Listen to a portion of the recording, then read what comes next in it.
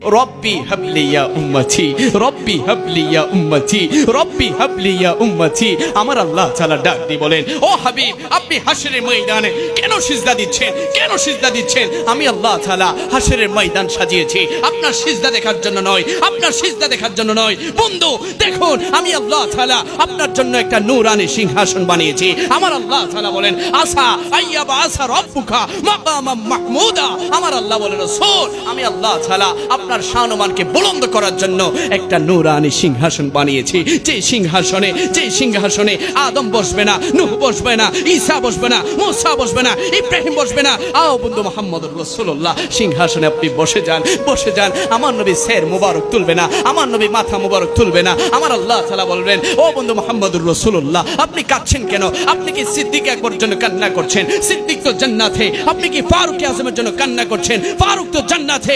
আপনি কি আলী, আপনি কি উসমানের জন্য কান্না করছেন? আপনি কি ফাতেমা, হাসান, হুসেনের জন্য কান্না করছেন? তারা তো জান্নাতে। ও বন্ধু কাঁদছেন কেন?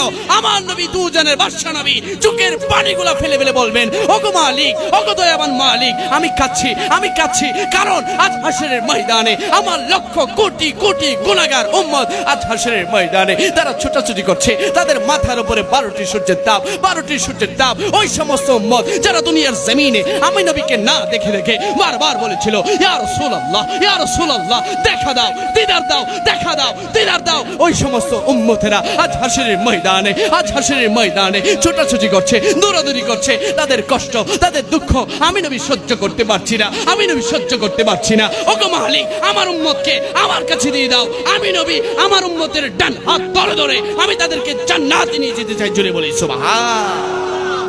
ওই কামলিওয়ালা নবীকে আমরা ভালোবাসতে চাই কি চাই?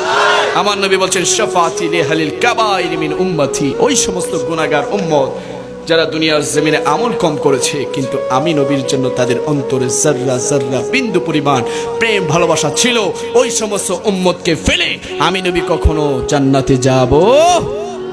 সুতরাং ওই নবীর নামাজ দরকার আছে না নাই? রোজা দরকার আছে না নাই? হজ যাকাত দরকার আছে না নাই?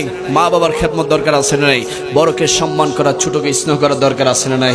সুতরাং নবীর আদর্শ মোতাবেক, নবীর সুন্নত মোতাবেক একটা সুন্নতকে আমি আপনি যদি ফলো করি, ওই সুন্নতের উসিলায় আমার আল্লাহ তাআলা আমাদেরকে জান্নাত দান করে দিবে। জোরে বলি সুবহানাল্লাহ। বেশি না, রাসূলুল্লাহর স্টাইলে, রাসূলুল্লাহর যে চুল কাটার স্টাইল, ওই চুল কাটার স্টাইলটা যদি কোনো যুবক ফলো করে, ওই চুল কাটার স্টাইলটা, সুন্নতটা ফলো করার কারণে আমার আল্লাহ তাআলা যুবককে জান্নাত দান করে দিবে। জোরে বলি সুবহানাল্লাহ। পকেটের মধ্যে যদি মিসওয়াক রাখতে পারেন, সকালে বিকালে রাতে যদি মিসওয়াক করতে পারেন, ওই মিসওয়াক সুন্নতটা জিন্দা করার কারণে আমার আল্লাহ তাআলা যুবককে জান্নাতে পাঠিয়ে দিবে। জোরে বলি সুবহানাল্লাহ।